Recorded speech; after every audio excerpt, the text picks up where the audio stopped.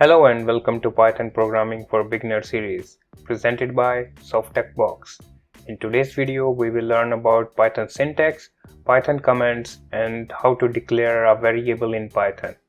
If you missed my previous video on Introduction to Python, please find the link in the description below. Before starting this session, please make sure you have Python and PyCharm IDE installed on your system. If you need help to set up that, you can refer to my another video series and you can find the link in the description below. So without further delay, let's get started. Let's open PyCharm. Let's create a new project for this chapter. Let's click on File, New Project. Call it Chapter 2. Let's create a virtual environment for this. Hit Create.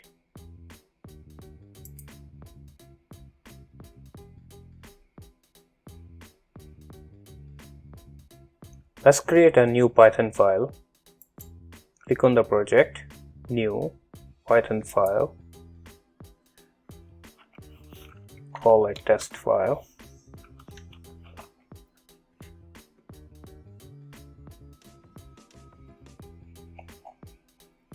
So let's start with Python syntax. Python syntax is really simple and clean.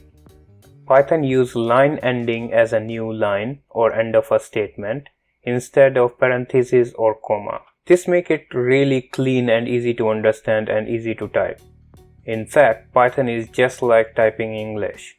Let's see it by example. Let's see if we want to assign a variable x to some value. Let's say 5.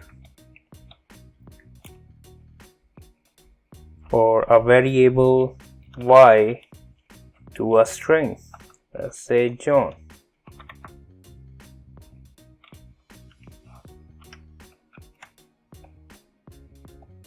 Here, as you can see, I don't have to type anything other than my variable, which is x and y, and the corresponding values, which is 5 and John. And my variable value is equal to whatever is on the right hand side of the assignment operator, which is this equal sign here in Python. The second thing to be noticed in Python syntax is something called indentation. The indentation refers to the space at the beginning of line of the code. In other programming languages, the indentation is optional and the purpose of indentation is readability. But in Python actually uses this indentation to execute the flow of the code. What I mean by that, let's see it by an example.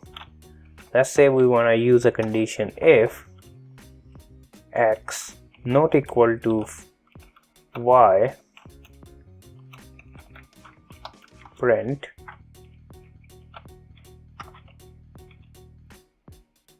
x is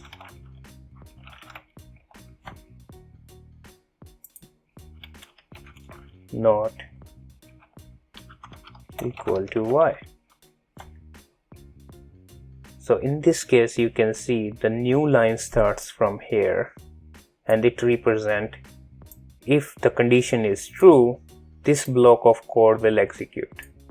Where if I don't give this space here, the whole code will become unstable and it will start showing me a warning here. So that's how Python decides what block of code to be executed under certain scenarios. And in Python, indentation is not optional, where in Java or C, indentation is optional because the flow of the code is handled by semicolon or parentheses, but here it's not. One thing to note here is that indentation has minimum length, but it doesn't have any maximum length. What I mean by that is that indentation requires at least one empty space, but it doesn't matter how many spaces you put. Generally, I like to give a tab space, make the code look better and for the improved readability. But if you wanna go with one space, it will still work. If you wanna go with tab, it will still work. If you wanna go with 4 tabs, it still work.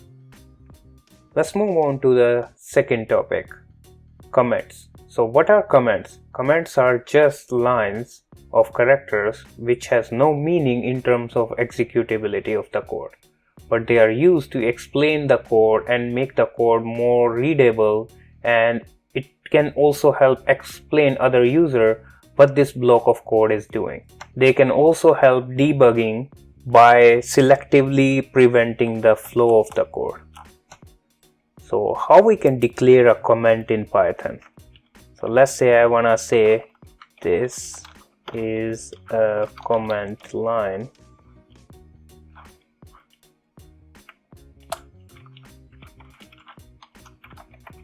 As you can see, it's showing me errors here. To make it hidden for Python interpreter, you have to use hash. And by doing this, this whole line is get commented. This is how we can declare single line comment in Python. To declare multi-line comment, you can use triple quotes. So whatever is in between these triple quotes is commented. You can say this is multi-line comment. Let's talk about variables and how we can declare variables in Python. As you might know, Python is a dynamic language and we can declare variables on the go. What I mean by that, let's see by an example. So we can declare variables like this: x is equal to 5, y is equal to John. Oops.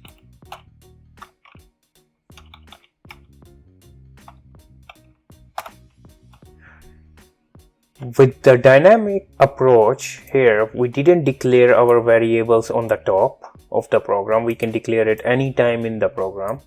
And second thing, we don't have to declare what my variable will contain, like Java or other similar language. We have to declare that my variable gonna be a string or it's an integer, where in Python I just have to assign a value to it and Python will determine the data type for that variable. That makes coding way faster and way easier.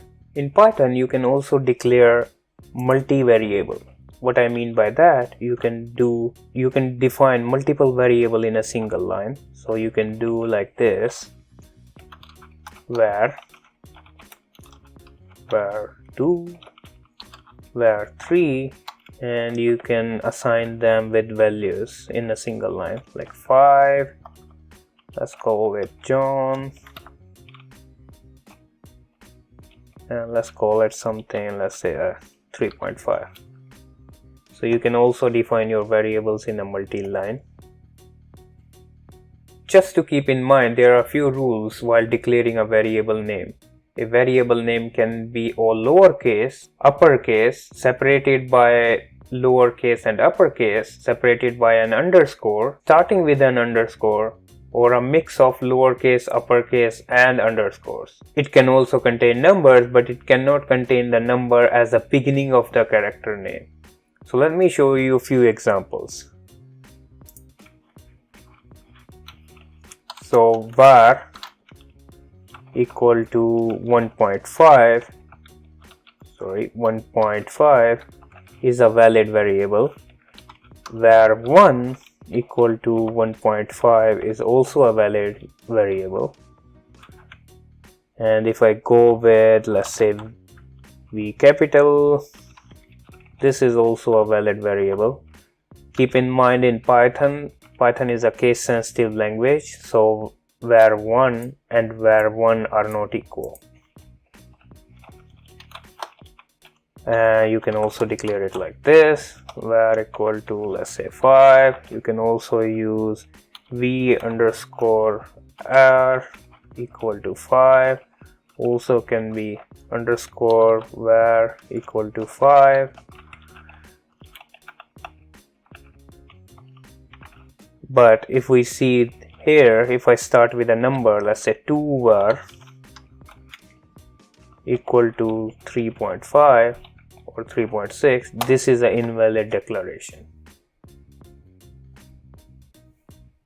Also, a hyphen sign is also an invalid declaration. So if I do this, it is also an invalid declaration. Along with that, Python don't like space because it uses it as an indentation. So v space r is also an invalid declaration for a variable. Let me recap. These are all valid and these are all invalid. Thank you for watching. If you like my video, please give it a like. And if you are interested in learning Python, please consider subscribing so you don't miss any future video.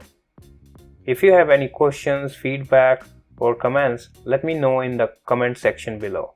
In the next video, we will learn about Python data types. Once again, thank you for watching and have a nice day.